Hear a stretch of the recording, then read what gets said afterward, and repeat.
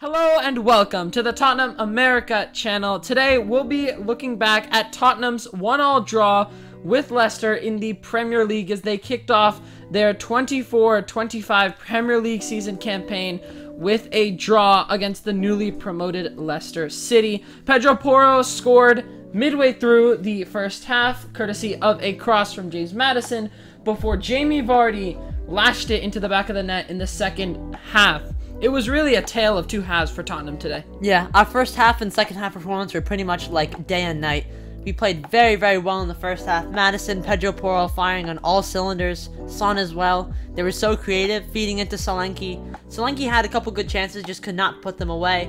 Then in the second half, everything fell apart. Leicester gained control of the entire match, especially after Vardy's goal. That was pretty much the turning point. And then after that, they really did not allow us to do much in the final third. Looking at the first half alone, I think we were so cohesive in our play. We really did look like the best team in the world.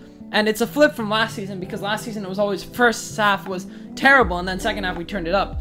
But Maddison, his orchestrating in the midfield was insane.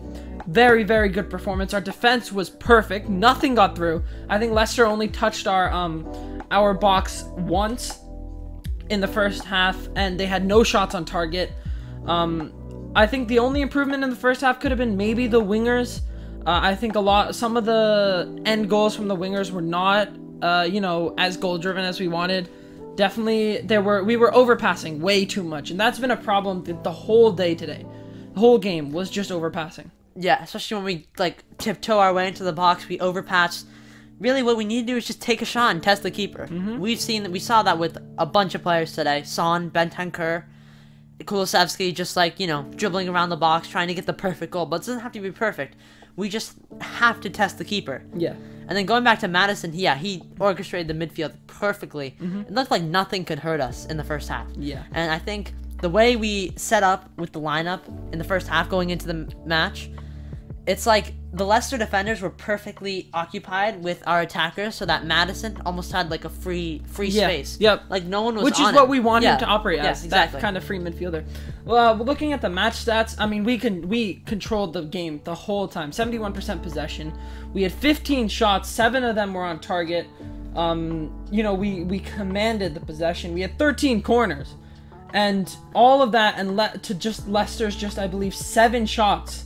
And 3 of them were actually on target. So we really faltered in the shooting department today. And I think the biggest problem for us was clinicalness. Solanke had 3 opportunities. One of them may have been offside. 3 opportunities, and they all went straight into the keeper's hands. Obviously, he's still settling in, so we'll give him a couple games before properly judging him. I thought he looked excellent today, besides his finishing. But we'll get into Solanke later. But the second half, we just fell apart. I mean, there was nothing going on. I mean, also Leicester upped their game. The momentum completely shifted. Yes. But we should have still stayed in there. Yeah, especially after Bentancur's injury. I think that made the stadium eerie. Yeah. And then Leicester really got themselves in the match. But I mean, I don't know what happened in that second half. Our defense completely fell apart. There was no. It didn't look like we were operating as one unit. The midfield was non-existent. Maddison was giving it away. Johnson was slipping and giving it away every dribble. I don't know if Son touched the ball much in the second half. And Solanke was honestly just chasing balls. So it was not like it was we were not as one unit as we were in that first half. Yeah, I feel like in the second half, not until we brought Bergvall, Gray, Werner, and Decky on, not until then was it that we actually started to create a little more. Yeah. They made an impact. They certainly did. Yeah. But obviously it was nowhere near what Madison and Pedro Porro and Son were doing in the first half. It was not as clinical. It was not as neat. And that's what we needed today, neatness, and we didn't have it. But if in the first half, if we had taken those chances, could have been 3-0 at halftime. Yeah. I was particularly looking at Maddison. He had a lot of 1-2s where he would end up by himself.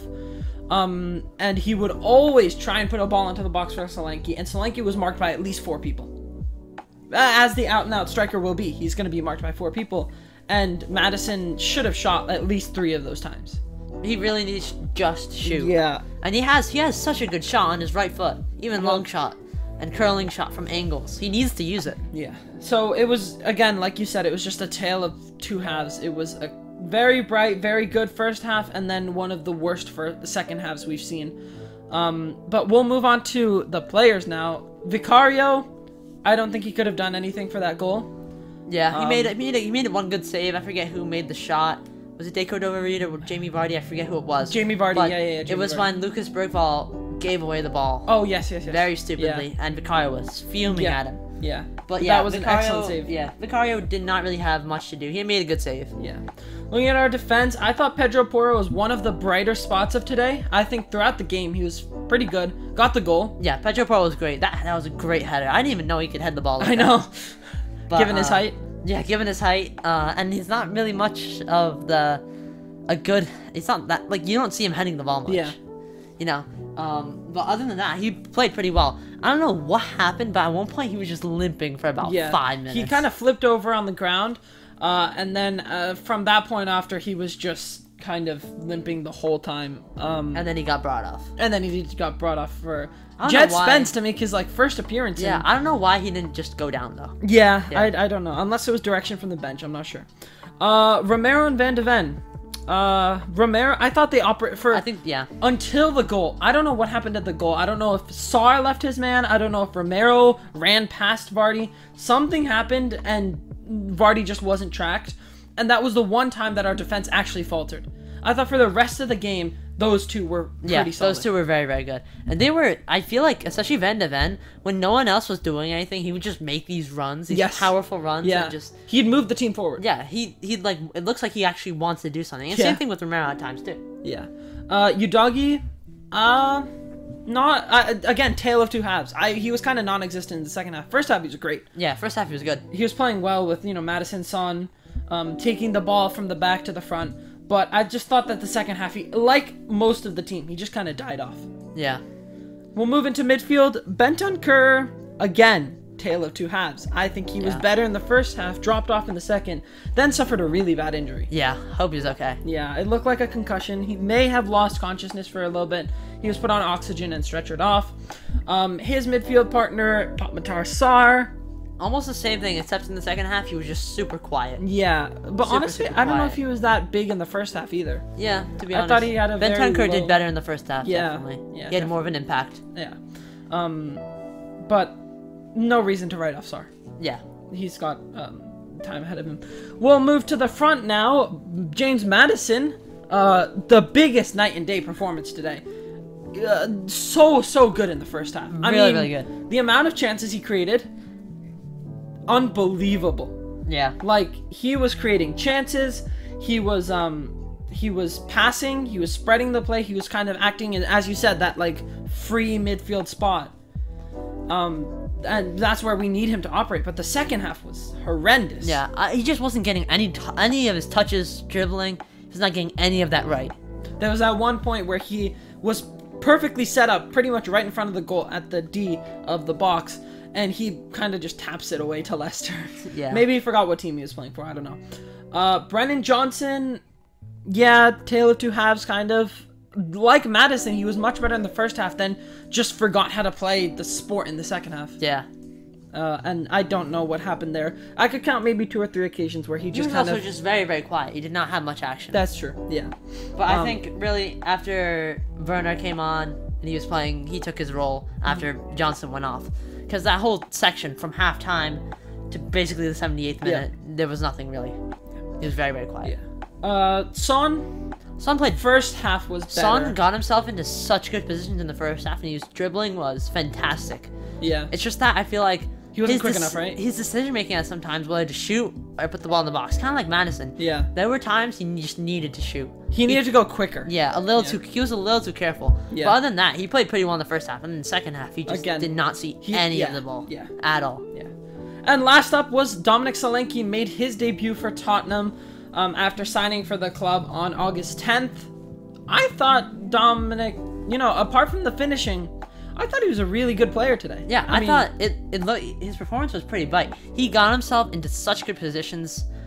He dropped back. He was pretty creative, very physical, lots of pace. He played pretty well. It was literally just those two or three chances that he missed. Yeah. But even I think, and it's not like he was skying them. Yeah. So it's not worrying like maybe Werner was on the first appearance. Yeah. But in the first half especially, I think that's where he really shined along with Madison. He was getting a lot of service. Second half, he was, like you kind of said before, he was just chasing the ball. Yeah. Until the 78th minute, that's when I think he got on the ball more. He wasn't really at the end of service. Yeah. He was the service. Yeah, that's true. To Richarlison. Yeah. And then we'll look at the subs kind of as one collective unit because they weren't on for long. We saw 2 debuts, Archie Gray and Lucas Bergvall. I thought Gray was pretty good in that midfield. I mean, he was cleaning up. Yeah, he was making passes, doing his job. Yep. Very calm, collective on the ball. Yeah. Bergvall, bright until that moment. Yeah. Until the time when he lost the ball. Creatively, he was bright. It's just that he had some great moments and some really bad moments. Yeah. That bad moment, just giving away the ball near our penalty box. Vicario was fuming at him. But then he was also a little bright going forward. Yeah. So, I mean, he's only like, what, 18 years old? Yeah. So, he needs time. And it's his first Premier League. But it's so give him a pretty give him a bright. chance. Pretty Yes. bright. I'd put Werner and Spence in kind of the same boat, as in they didn't really do much wrong. They just tried to get the ball forward, which was not, Yeah. you know. Yeah. It's like they didn't have that much to work with, both of them. That's true. They didn't have much to work with. Yeah. Same thing, I mean, Kulusevski, I think, compared to them, was on the ball more. Definitely. And he got the ball forward more, but he just found himself in so many situations where he was clobbered by like 3 other players. Yeah, it was like a 1-on-3 almost every time. Every time. Which Kulusevski did well to get out of. But there was this one chance where the ball's being passed between Solanke and Kulusevski, and I think Bergvall was in there, and he just doesn't shoot. And it was a clear opportunity. I don't think there was a defender between him and the goal. And he just doesn't shoot. And I think that was a big missed opportunity. He just needs to shoot. Yeah. And then Richarlison came on, and that chance, too much on that header. Too much. He just needs to be a little more calm there. Yeah. But it's a bad result to start the season off. It's not a good result. This is like against Leicester City, newly promoted. We should really be getting all 3 points here. Yeah. But out of the performance, not the result, the performance, we've seen a lot of bright things. That first half, like, it looked like nothing could hurt us in that first half. Yeah, exactly. We look like the best team in the world, and then we made Leicester look like the best team in the world in the second half. So, yeah. Tale of 2 halves. Our next game will be Everton on Saturday, August 24th. So in 5 days at 10 a.m. Eastern Time. That is more than this a must-win. We have to get kicking, because after that we've got Newcastle, Arsenal. Then we've got Brentford, Man United, and Brighton. And then we've got a little short run of not, mid-table teams before we hit Chelsea and Liverpool and Manchester City. So we really need to get kicking. But yeah, that's it for our review of the 1-1 draw between Leicester and Tottenham for the first match of the 2024-25 Premier League season for both these teams. If you enjoyed and want to see more Spurs content, make sure you like and subscribe to the channel. Comment down below your thoughts on the game, and until next time, come on, you Spurs!